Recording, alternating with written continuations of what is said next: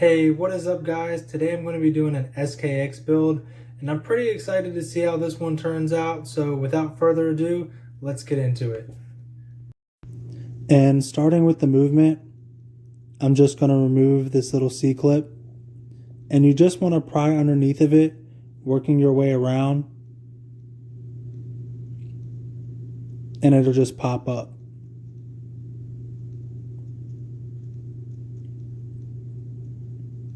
And then I set that aside for later use.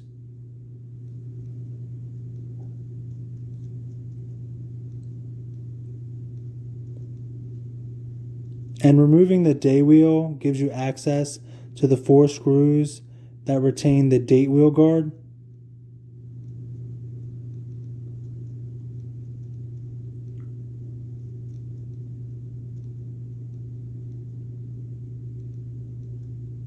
And you also want to make sure that you put those little screws someplace safe for later use.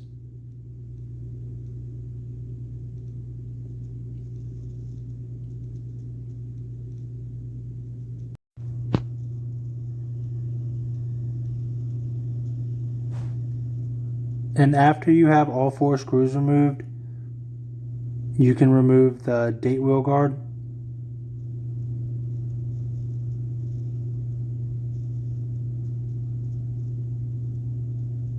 And I'm just using my Bergeon hand setting tool to keep pressure on this lower plate while relieving the tension off of the click spring to remove the date wheel. This just ensures that this lower plate doesn't become dislodged. It's only held on with 2 dowel pins. And installing the new date wheel, you also want to keep pressure on it when you're putting tension on the click spring until the new date wheel is installed. Now you can reinstall the date wheel guard, and it just aligns with these 2 dowel pins, one at the top and one at the bottom.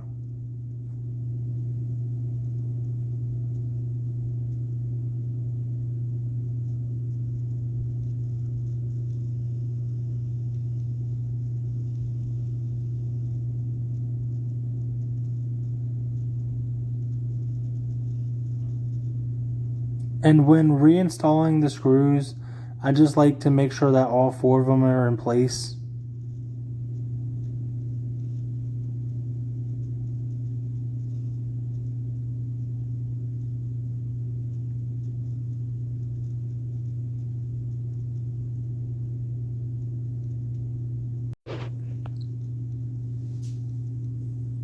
And once you have all 4 of them in place, you can go back over them and make sure that they're all tight.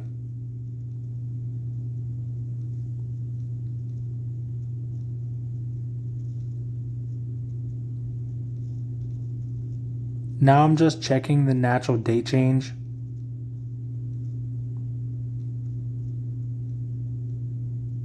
And the quick set.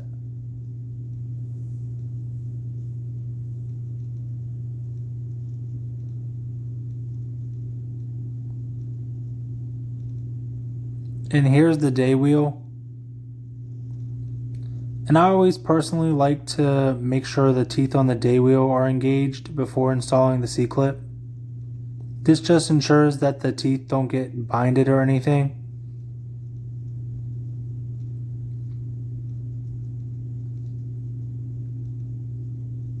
And you can tell when the teeth are engaged because the quick set will still work. Now you can reinstall the C-clip, and you just want to give that a nice firm press, and you'll hear an audible click when it's in place. Now I'm just checking the natural date change and the quick set.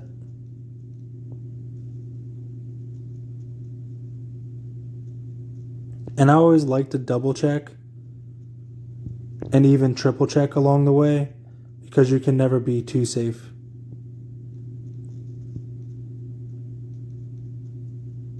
And this is an SRP 637K dial. I ordered this from watchpartsplaza.com. And when you're installing it, you just want to make sure the dial feet are aligned on the back.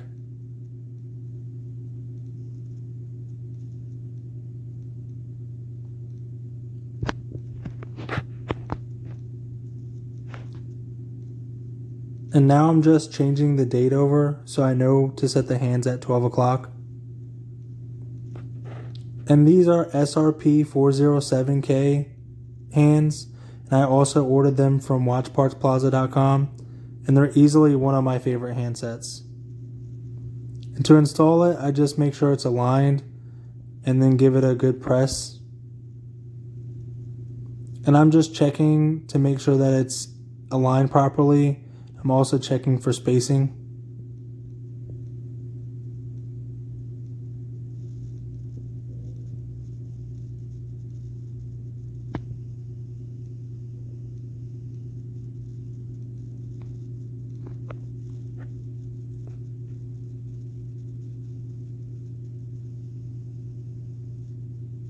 And the minute hand is a very similar process. I just make sure that it's aligned. And then give it a firm press with my Bergeon hand setting tool.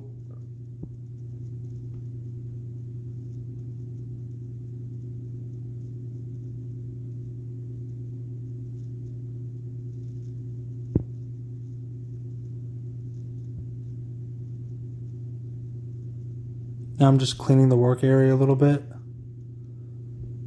And now I'm just checking for alignment and that the hands are spaced an equal distance apart from each other.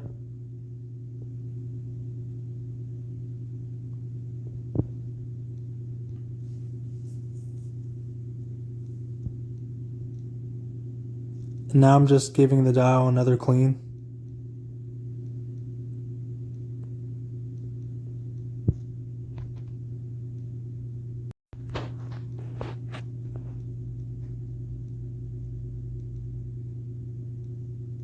And this is an SRP 637K seconds hand.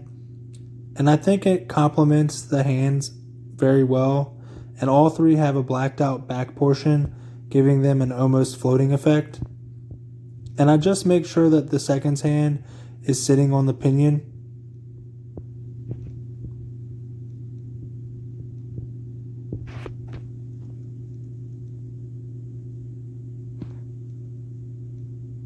And then I press it down using the back half of my brass tweezers and a piece of plastic.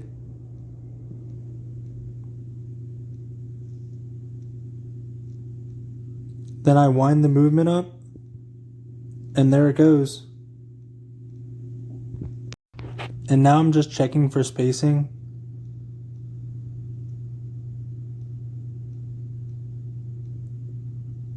And making sure the hands are stacked an equal distance apart from one another.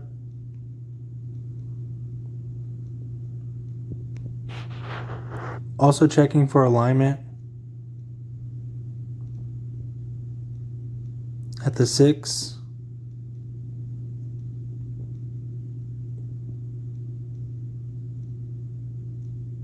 Checking at 3 o'clock. Double check at 6 o'clock. 9 o'clock, and the date change.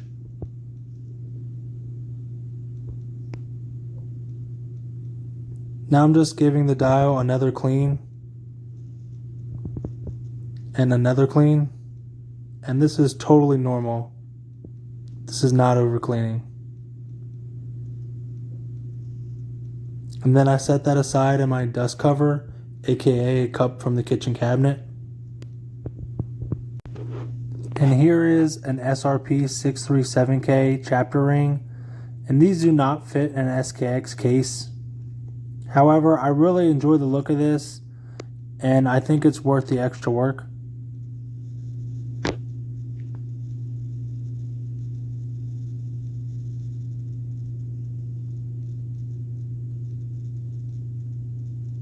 So in order to get it to fit, I have to sand it down. And I recommend using 150 grit sandpaper because it's coarse enough to where you're not sanding all day long. However, it's fine enough to not leave deep gouges in the soft plastic. So I just roll it up like this.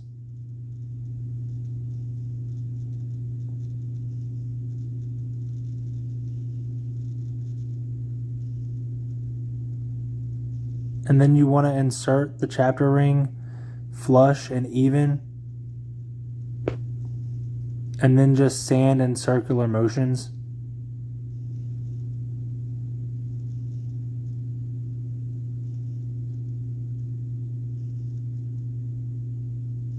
And you want to keep checking your progress along the way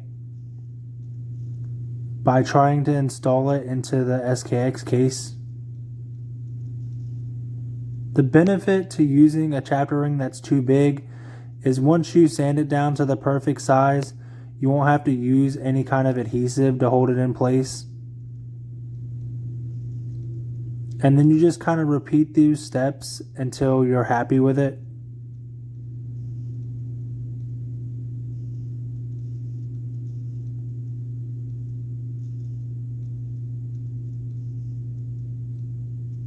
And now I'm just using this number 2 conditioning nail file that I stole from my wifey. And I'm just touching up the back here where I sanded the feet off of it, because that makes contact with the dial. But you also want to buff this little edge here.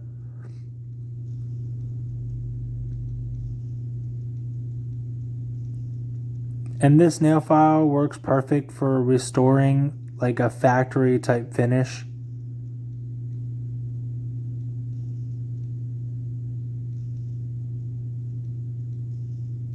And here it is fitted to the SKX case. You just want to make sure it's flush and seated down all the way, and that it's below the crystal gasket.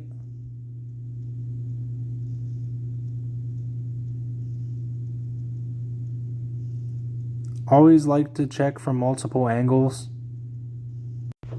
And I think it looks good and I'm happy with it. And here I am just lubricating the bezel gasket and the click spring.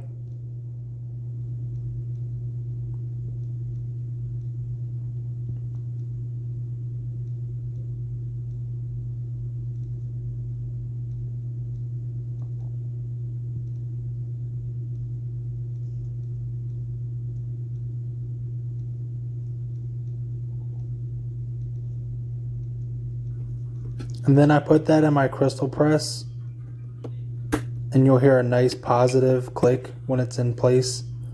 Now I'm just checking the bezel action and the side profile to make sure that it's flush against the case.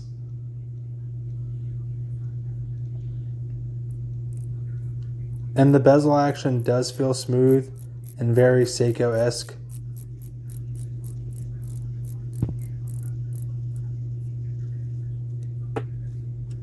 Now I'm just giving the case a clean, just in case any particulates found their way inside the case.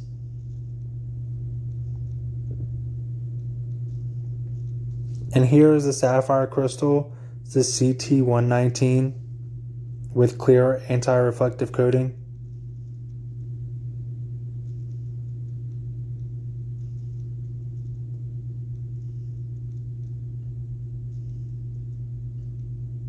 And I'm always careful when opening up the crystal to make sure my bare fingers don't touch it.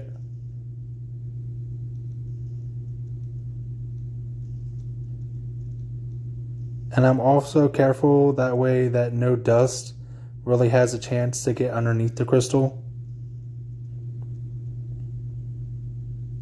And you just want to press that in while turning the case to make sure that it's flush and seated down well.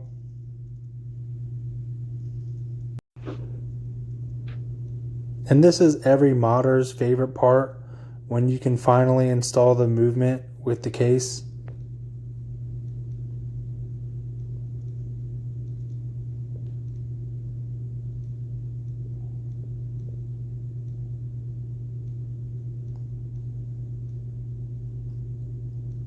And you'll feel when it's finally aligned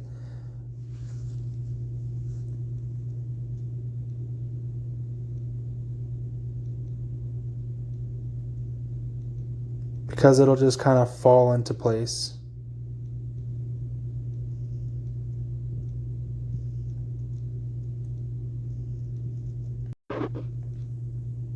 And I'm just making sure that the crystal is even and flat.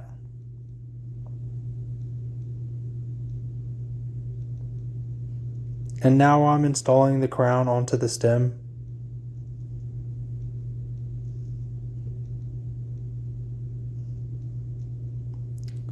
Then I insert that into the case.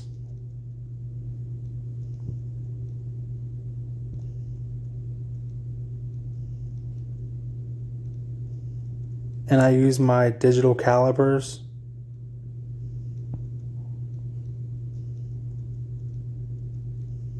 to measure the distance between the case and the crown.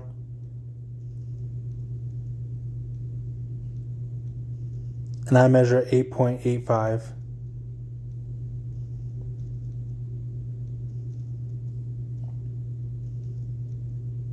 And now I'm just removing the crown. You can use this little dimple right here. Press down on it and just pull the crown out. And then I measure the entire length of the crown, which is around 21 millimeters. And then I subtract 8 from that, leaving me with a stem length of 13 millimeters. After I cut it, I have to file it to make sure the threads are even and smooth, and I can reinstall the crown onto the stem.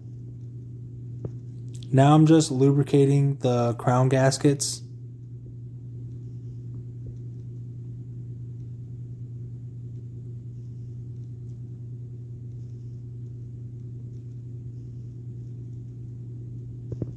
And then I can reinstall the crown.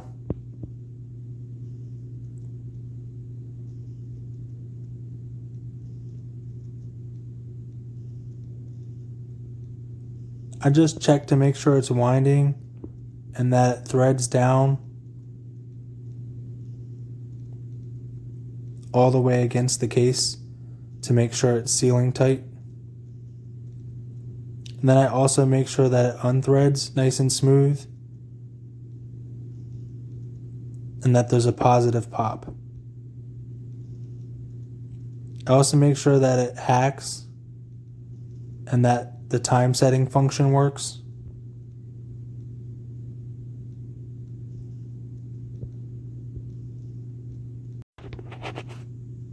And then I can install the bezel insert. I start by removing the inner portion of this adhesive ring.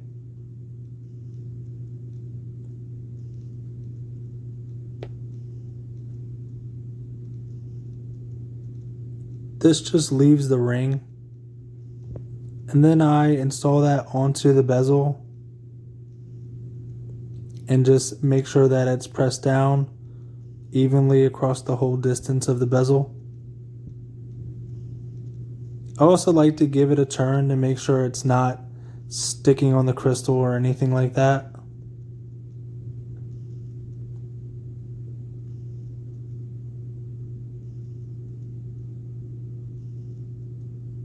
Now you can remove the other side of the adhesive ring.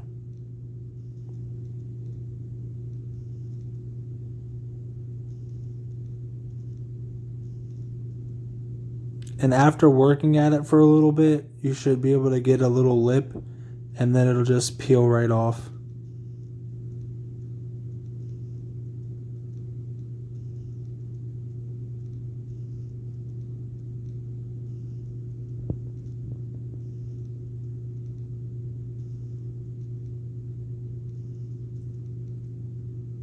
Now you can install the bezel insert, making sure it's lined up properly. And I always like to check for multiple angles as well.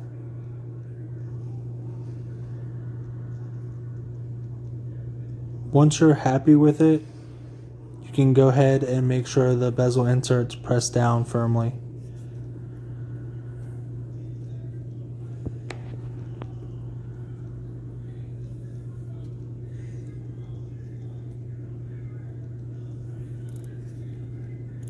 Now I'm just checking the bezel action and making sure that everything lines up.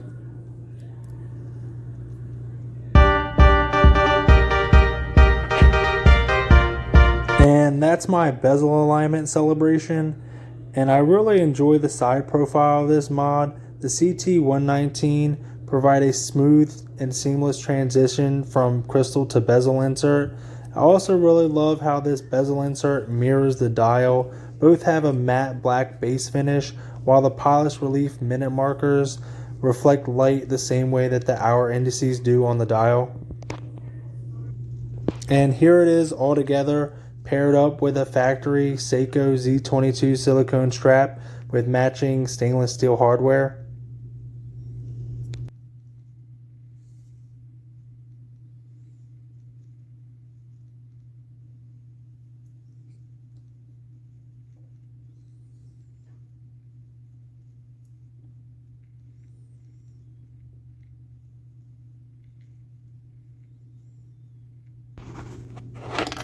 And here are some of the tactile elements of the watch. The bezel action feels crisp and clean. It's very positive.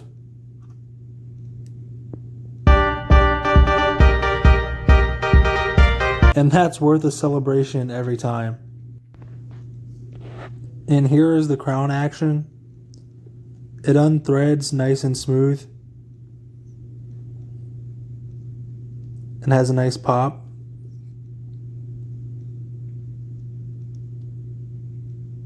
And here's the seconds hand hack and setting the time.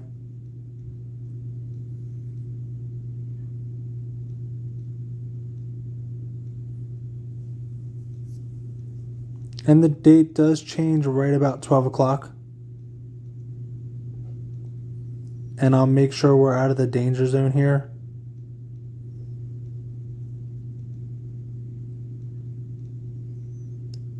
And here's the quick set.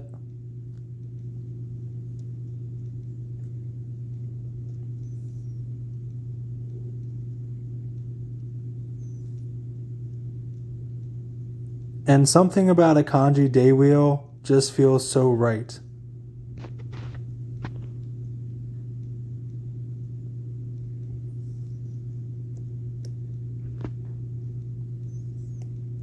The crown also threads back down nice and smooth without any back thread and seals up tight against the case. And as a bonus, the S even lines up straight.